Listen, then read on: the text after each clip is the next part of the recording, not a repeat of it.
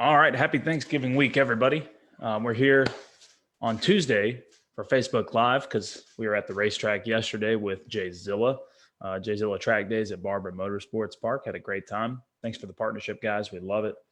You guys are a great group to run with. So to start things off here, let me know in the comments. First of all, if you can hear me, need a couple people to hit the wow face just to let me know if you can hear everything that's going on over here. Mic check.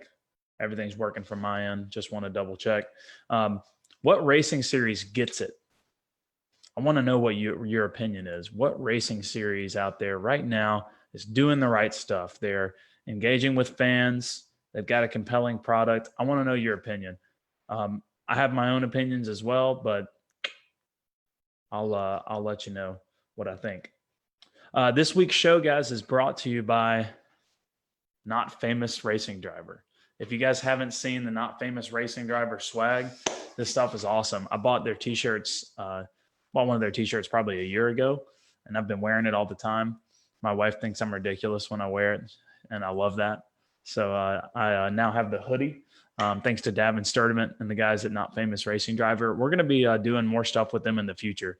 So if you're looking for some motorsports-inspired apparel, something to wear around the house or to wear to the racetrack, check out Not Famous Racing Driver. They're awesome. Also, if you decide you want to purchase anything, I've got some coupons right here. There's a code, and it is Apex Pro, capital Apex, capital Pro, on notfamousracingdriver.com. If you want to purchase any apparel, that's 10% off.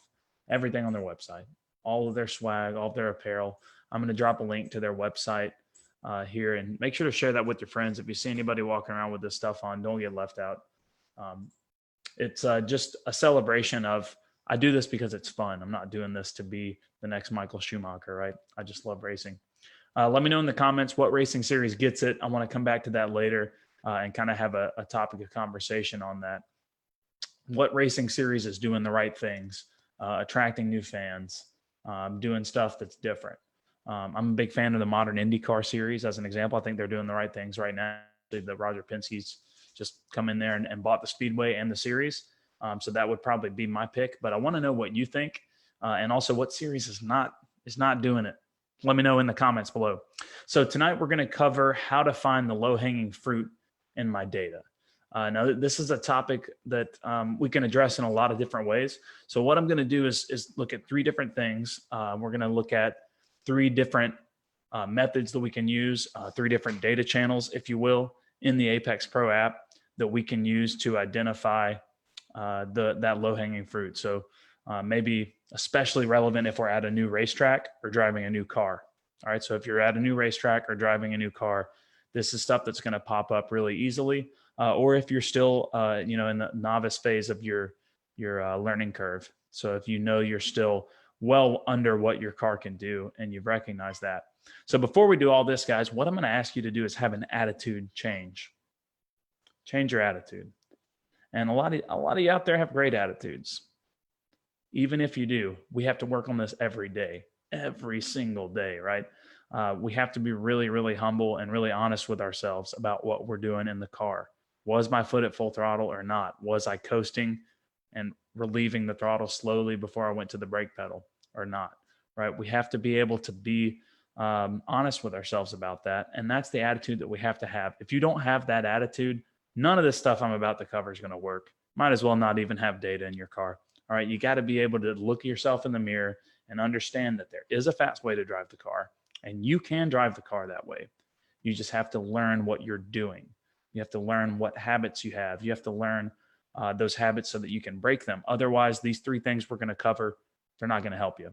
And it really helps too to have somebody that has another perspective come in and kind of give you a gut check on that attitude. If that's a problem, if you know you have that problem, hey, I have a really hard time admitting to myself when I'm not. And this is something I struggle with. I'm the oldest child, very dominant style personality, very leadership oriented. Sometimes I'm very headstrong and have a hard time admitting to myself. And we all do in different ways, right? But I can be pretty stubborn with thinking that what I'm doing is right, when in reality it might not be. So I have to constantly fight that with myself. I'm going to share the iPad screen over to the screen real quick. So you should see that appear. And then we're going to look at 3 different ways to identify this low-hanging fruit. So what type of fruit is it? Well, it depends on what you're doing in the car. It could be apples, it could be oranges, it could be all sorts of stuff. All right, so the first thing we're going to look at, I'm going to go into this low-hanging fruit example right here. Cleverly renamed my session to make it easier to access. And what I'm going to do is navigate with this first top page right here, just the GPS satellite image. I'm going to use what we call the Eric Meyer color filter. This was the first time Eric came down to the Apex Pro office. He made a suggestion that led to this this product feature. So if you guys have ever noticed these sliders up at the top here, these 2 circles, white circles at the top of the page, those adjust the color on the track. So this guy here, right here in the middle, adjusts your data channel. These guys adjust the color. So what I mean by adjust is if we pull back the right side slider, that's going to get rid of the higher end colorings, the green, the cooler colors on the color palette. Think back to art in 3rd, 4th, 5th grade, right? The cooler colors. If you pull back the left side, that's going to get rid of the warmer colors. We're going to leave the screen right here on Apex percentage. And I'll point these out a little more closely just so we're not confused here. I'm pointing at these sliders right here. This gets rid of the warmer colors. This gets rid of the cooler colors. And then we're going to leave this on Apex percentage. All right. So what I'm going to do here is try to find areas where my Apex score is less than 100% mid-corner, right? Ideally, in an ideal situation, from turn in to track out, every time we have the steering wheel turned, and also in the braking zone, so the braking zone, turn in to track out, we have about 100% Apex score, very close to it. That means we're using all the grip. That means our dot's on the outside edge of the friction circle the whole way. But what I'm going to do to see if that's the case is I'm going to take this right side dot and I'm going to start sliding it back. Oh, well, I lost that. That didn't work, huh? Let's try it again. All right. So I slid this dot back from the right side here just a little bit. And what's going to be evidence to me now, or what's going to be more obvious, are the places in the middle of the corner where it's not fully green. It's not 100% Apex score. So all of a sudden, now I can go and analyze where I see the blank track. That's where I'm underutilizing the Apex score, right? Or I'm sorry, where I'm still seeing the color here is where I'm still underutilizing. And I can tap and see those percentages. So I can see I'm not at 100% there. If I slide it back, then more of that green color is going to start to appear. So play around with that color filter. If it appears that it's all green in all the corners, slide back that color filter. All right, I can do the same thing with the left side color filter. And what we're going to see there is it's going to get rid of the red coloring. All right, I'm going to leave the green coloring. I'm going to pull back all the red coloring. So now I can see the places where I'm closer to 100% Apex score all around the racetrack. All right. That looks a little bit better. That might be easier to look at as well because that gets rid of the red on the straightaways. So what I usually end up doing is I end up pulling them both back a little bit. And now we start to see these kind of trends. Look how much we're underutilizing the grip level all the way through this corner. Turn 12 at Road Atlanta, big, fast, and scary. Same thing in our braking zone to turn in and turn 1. All of this, see, I've pulled back the green, I've pulled back the red. So we're looking at the middle. So this is going to be somewhere in our 80% or 75%, 69% Apex score. So basically we're seeing red lights right there, right? If I replay the car's position, I'm going to see red lights there. So what I want you to do is adjust those color sliders and find some place on corner entry or mid corner. This would be a perfect example where that color is still appearing. It's not gone. If it's still there, we're only seeing a 90% Apex score at the middle of this turn right here. That would be a place that we would want to go attack, right? So with this right here, right?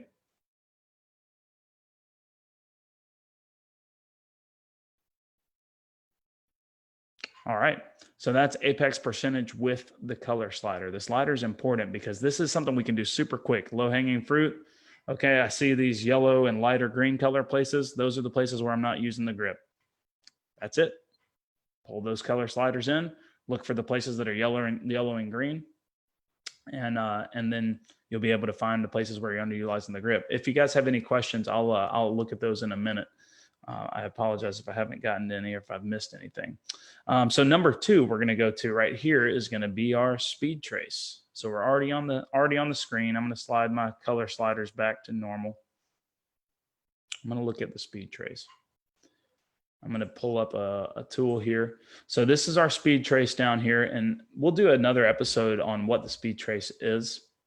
For those of you watching that are familiar with the speed trace, this is for you. This is something that'll really help you. So the speed trace is distance over the track plotted against speed. So you got distance on your x-axis and speed on your y-axis. So what we're seeing here then is if the speed trace is going up and to the right, positive trend, we're on the gas pedal, accelerating, accelerating, accelerating. If it's going down and to the right, then we're decelerating. All right. Any flat part of the speed trace means that we're not accelerating or deaccelerating. So what we want to look for immediately is for any prolonged flat parts of the speed trace, right? I've got 2, one really big pronounced one right here and one right here. So to find low hanging fruit, we don't necessarily want to just look at one lap either. So I'm looking at this. Ooh, that means I'm not staying in the throttle. And guess what? That's on the back straightaway right here. All right. That means I'm not staying in the throttle all the way down the back straightaway. So all we're doing here is looking for flat parts of the speed trace. If it's a track you're very familiar with, where you're pretty quick, you know the car, this probably won't apply to you. All right, this probably won't. And there might be other reasons why the speed trace can be flat. But if you're in an unfamiliar car, you're still getting used to the car. There's still something uncomfortable about the racetrack. If you see those flat parts of the speed trace, no bueno. All right. I'm going to pivot the app sideways here to give us a little more room to look at. So we've got this long flat ridge here. The second thing we're going to look at in the speed trace are going to be these soft humps here, these soft kind of bumps in the speed trace. We want to see aggressive up and down motions in the speed trace in the initial braking zone. So right here, this is where this driver is accelerating, accelerating, accelerating, trending up and to the right and braking. Now it's trending down and to the right. But this is not a very sharp adjustment from accelerating to braking. We want it to look more like a mountaintop, like a jagged, aggressive top of the speed trace. So those are 2 things. Look for flat lines, look for up and down. And we're purely talking analysis here. I could spend hours talking about, okay, I see this flat line. What do we do? Or, okay, I see this curve on my speed trace. What do I do here? Right? We'll look at some other data real quick as well, just to show maybe what we're looking at or what we prefer to see when we look at a speed trace. All right. We'll go to this driver from Sonoma Raceway. So what I want to point out here that this driver does well, and let me do this. See these sharp top ridges? That's wide open throttle to braking very quickly. All right, everywhere on the track. If you're seeing smooth ridges, that means you're coasting during your transition, or you're not confident with your release of the gas and application of the brake. Okay, so those are the 2 things we're looking for: prolonged flat periods on the speed trace or curved tops. Flat areas and curved tops. Low hanging fruit, flat areas, flat and curved tops. I can talk for hours, like I said, about how to fix those, but for now, I just want you to be able to identify them. Identifying and analysis and then implementation to fix those issues are 2 very different things. We're just talking analysis right now. All right. So that's identifying coasting. Those 2 things are identifying coasting with the speed trace. That's low hanging fruit. The last thing is going to go back to our speed trace discussion from last week. I'm going to pop into this session right here. We use this session as a bad example of our friction circle or GG plot. I will always leave the driver's nameless. Just assume that this is all my data. This is all my data. So what I'm going to do here is select the friction circle on the top screen. And this is the beauty of having the iPad app. I'm going to have the friction circle on the top screen and the racetrack view, the track map view on the bottom screen. All right. What I'm looking for here is the general shape of the friction circle. And this is all something we talked about last week. I'll post a link to that video. So I already know that I'm struggling with my brake release due to the lack of the amount of plots on either side of the friction circle here. But what I want to show you guys is something that we didn't emphasize too much last week. And that's that I'm going to hit this play button down here with the friction circle up here and the track view down here. And I'm going to start to correlate where I am on the track and where I am on the friction circle. And we're going to watch this number bounce around. And all I'm going to do is watch this dot right here. All right. And what I'm looking for, what would be good, is if that dot went down here and then it progressively worked its way up here in right-hand corners. And if it went down here and progressively worked its way up here in left-hand corners. But what we're probably going to see on this is this dot's going to bounce around a lot in the middle. And then it's going to bounce down here, and then it's going to bounce back up to the middle. It's not going to spend a lot of time out here. All right. You can look at your own data. If you're seeing this guy bounce around, and this is super, super simple, but if you're seeing it bounce around in the middle of the friction circle and spend most of its time there, then you're probably not confident with the pedals. You're probably not near the limit of the tire. And that's just a macro thing to look at. This is why we have to be able to look at ourselves in the mirror and go, am I at the limit of what the car can do or not? And that's very macro level. We can also identify our peaks, our peak lateral and our peak longitudinal. And this particular plot, most of our plots are about an honest negative 0.9 G a decel and about 1.2 in lateral acceleration. All right. So because we can do 1.2 lateral, we should be able to do 1.2 negative longitudinal, 1.2 under braking, and we're not doing it. So we're not comfortable with the brakes. We're not optimizing the brakes. Low hanging fruit, super simple. I know it might seem like, yes, I looked at this data before I got out here. I knew what I was going to be looking at, but I promise if you practice this, if you ask yourself these questions and you know this basic stuff, speed trace, flat line or curved tops, apex score, pull back that slider, get rid of the 100% areas. If you're 100% grip based on the device, I wouldn't worry about that corner. But if you're not at the limit, right? You're not on the outside edge of the friction circle that we're looking at right here. And then lastly, the friction circle, where are the majority of your plots plotted? If you guys have questions, I'll take a look at the questions now. I'm going to undo those annotations. Undo, clear. Excellent. All right, guys, feel free to drop in questions.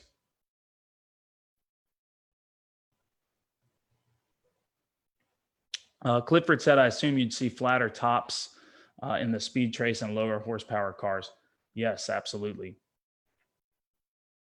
So Clifford, yes, you will see flatter. And let me see if I can find some data from a slower car that would be a good reference. But the speed trace basically just won't be as steep. But to really get perspective on it in the data, it's going to scale in the data. So you're not going to have anything to reference it against. But if I were to look at two different cars, so let's look at Williams data here, which is an ND Miata. And then I'm going to pull up, let's see, maybe Rob's data, which is a Porsche. All right, a Porsche Cayman GT4. I'll show you what the speed trace will look like, and it'll be a little bit different. So I'm going to press and hold to select my second lap down here. We'll give that a second. So the speed trace will be a little bit steeper on a higher horsepower car, but like I said, you won't really know. Tracy said, how's it possible to be over 100%? It's technically not possible, Tracy. That's just a software bug. It'll report something. Just assume it's 100%. 100% is 100%. You can't go over it. All of our football coaches that told us 110% didn't really know how math works. They didn't know what a percentage was. If it says 102%, assume that's 100%. Usually that's just because a really harsh load in the car and the software just goes, whoa, and it spikes a little bit. That's not a pure reading. All right. Eric says, what kind of cars / tires get -1G braking and what kind can generate -1.5 or higher? Excellent question. So most cars will be able to get close to -1 longitudinal G, which is under braking. If you can do -1 under braking, you usually can do very similar lateral acceleration with that as well. So when the tire is loaded specifically at its maximum in one area, it can do that peak. Now, G sum is what we call the combination of those two, which is the square root of each value added together. And that is going to end up being very similar to that -1 value. So Eric says, what type of cars and tires can get -1 braking? What can generate -1.5? So most vehicles can generate -1 with any sort of track oriented tire, a 200 tread wear, a 100 tread wear tire, not a pure racing slick, but a sticky R-Comp track tire, right? I'll get this back working right now. Sometimes when the iPad gets connected, it does all sorts of funky stuff because my Wi-Fi, I have to use Wi-Fi, which apparently is not very strong at our office. I have to use Wi-Fi instead of Ethernet on my computer, which I normally use. So we're sapping up a lot of the Wi-Fi signal. But Eric, the types of cars that can generate 1.5 G negative or higher usually have downforce and always have really sticky tires. So cars with racing slicks that can generate a lot of mechanical grip and also aero grip. So cars that have downforce where when you hit the brake pedal, you can sometimes spike well over -1.5 G in deceleration. And I'll check and see if I have any data that would validate that. I'm still trying to answer Clifford's question here, but my Wi-Fi is really slowing everything down. I'm going to back out of the app since I'm not having success with that now, and we'll keep going with that question. So what kind of cars can generate -1 G of braking? It's pretty much any type of street car on an aggressive sticky tire. It doesn't have to be anything crazy, but what can generate -1.5? Usually has downforce, usually have bigger tires. Is that the answer that you're looking for, Eric? If not, let me know. Dan says, thanks for taking the time to help decipher the myriad of info collected on my Apex Pro. Anytime, Dan. That's what we're here to do. We are here to help. I'm going to link in our video from last week, guys, because that was a really big deal as far as understanding the friction circle. And I talked a little bit about the friction circle here. If you missed this discussion from last week, right here on Facebook Live, this will help this exact conversation that we're having now. It's just a more specific focus on that. Also, if you're watching this and you're not a subscriber on our YouTube channel, this type of content that we're going over, that I'm discussing right now, showing the app, talking about it, and also this friction circle video that I just posted, all that lives on our YouTube channel.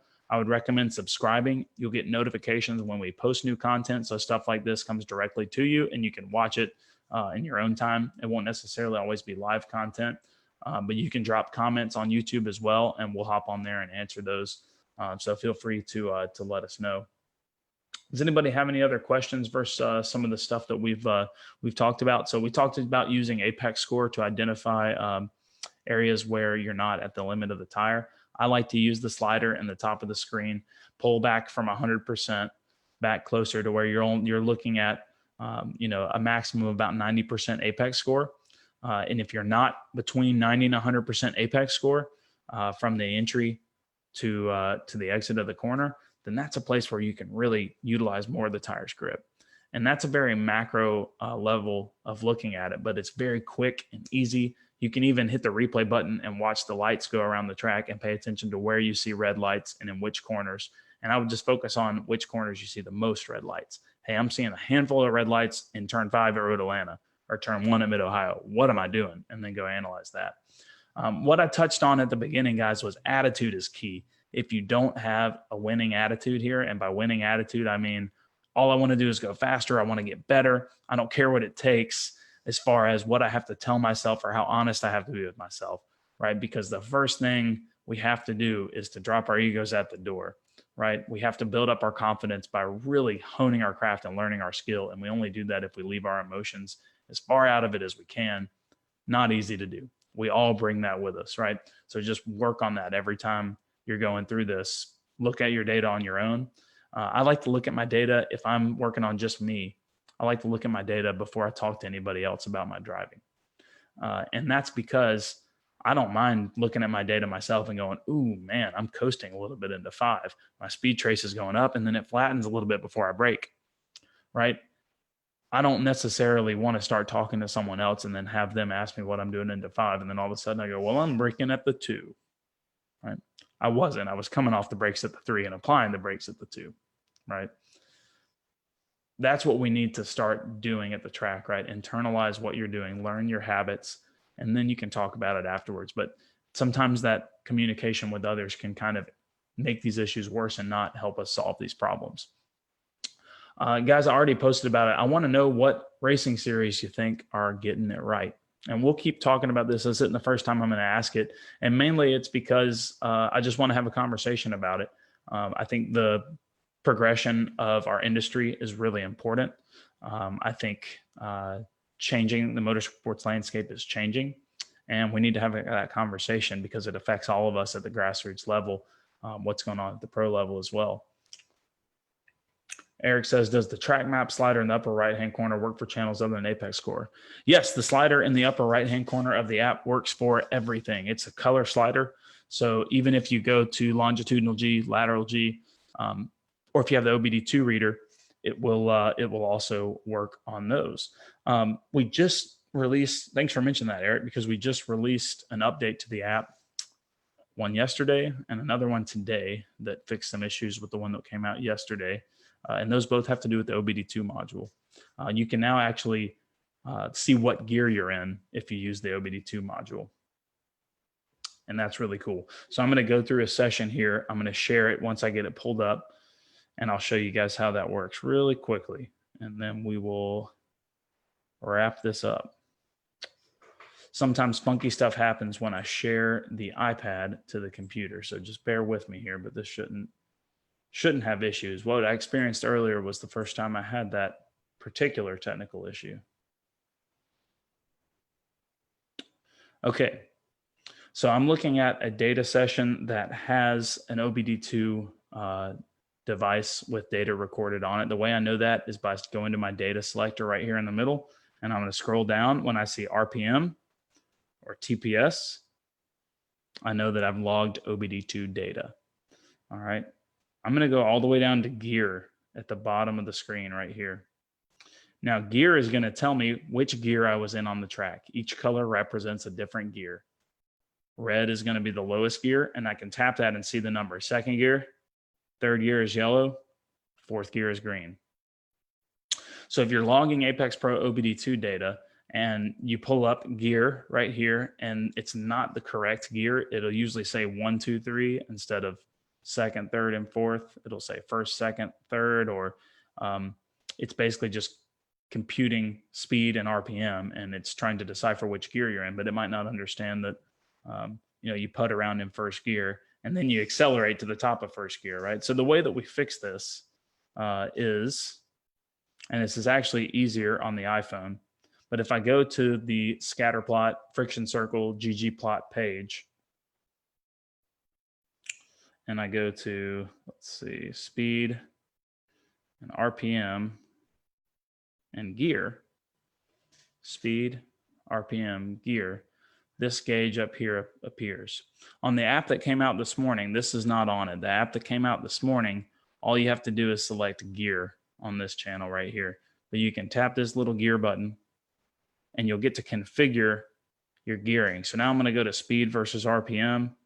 And this is how I can change my gears. So this is first gear, second gear, third gear, and you can move these sliders down here to move where the gear is. So I basically fit the plots. Okay, that's first gear. Second gear is this next set of plots right here. Third gear is this set of plots. Okay, cool.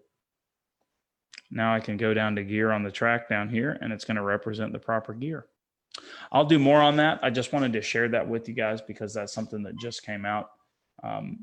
Clifford, I'm sorry I didn't get to the issue that you're asking about. Let me see if I can pull it up real quick while we're talking. But for some reason, the sessions that I picked or the version of the app I'm using, this didn't appreciate it. Yep, I'm still having issues. It must be a timeout issue or something like that, or one of these data sessions is corrupt that I have. So I'm going to stop sharing that, and I'll send you or I'll do something to show the difference between a slow car speed trace and a fast car speed trace in the future. I'll do like a screenshot or something of what that would look like. But to wrap that up, Clifford in particular, if you're only looking at your data from your car, NB Miata or the Focus that you were driving, you're not going to notice too substantially because that slope is just going to be the slope, right? In a faster car, it will be steeper, but you won't notice that until you overlay the data. And yes, you're right. As you upshift, it will start to curve like this, whereas a faster car will tend to go up. But as speed increases, aero drag increases. So all cars will start to slow as they accelerate. Only cars that don't really do that are crazy cars like new McLarens that have boost by gear that increase boost as they go up through gears and they can continue to accelerate. Kind of the outliers. All right, guys, I'm going to go ahead and wrap it up. If you want some Not Famous Racing Driver swag, notfamousracingdriver.com, 10% off using code Apex Pro. I would definitely recommend these hoodies. Are awesome. They're really nicely fit really well. They're really high quality material. I'm super happy with mine. It's not too thick. It's not too thin. It's exactly what I was looking for. Always looking for a good hoodie. Subscribe to our YouTube channel, and we will see you here potentially next week. I'll post about it. We'll have a topic. We'll meet again. See you then. Happy Thanksgiving.